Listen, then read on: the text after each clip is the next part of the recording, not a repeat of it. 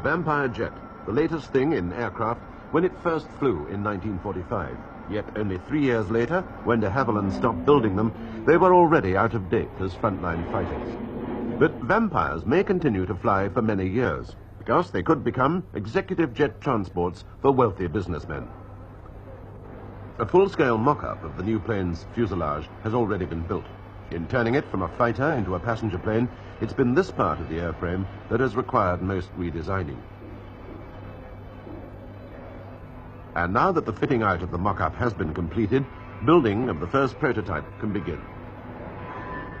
The instruments, mechanics, electronics, hydraulics, and controls have all had to be redesigned to fit into the body of the new plane. The cost of the planning and the initial conversion will work out at about £250,000. Already over 700 executive jet aircraft carrying between 6 and 12 passengers are flying or being built in various parts of the world. Brand new, an executive jet can cost up to £300,000, but the manufacturers are hoping to sell their converted Vampires for about half that price. And there are hundreds of Vampires dotted around the world that can provide the raw material if the demand is there.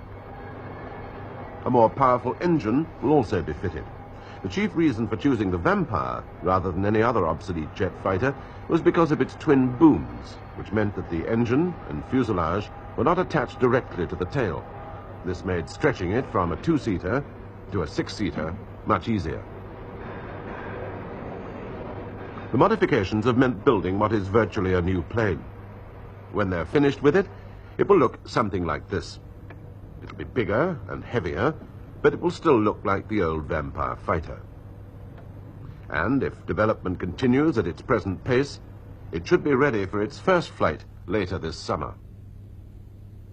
And if the Vampire executive jet is a financial success, it could mean a new lease of life for hundreds of other obsolete jet fighters that at the moment are on their way to the scrap heap.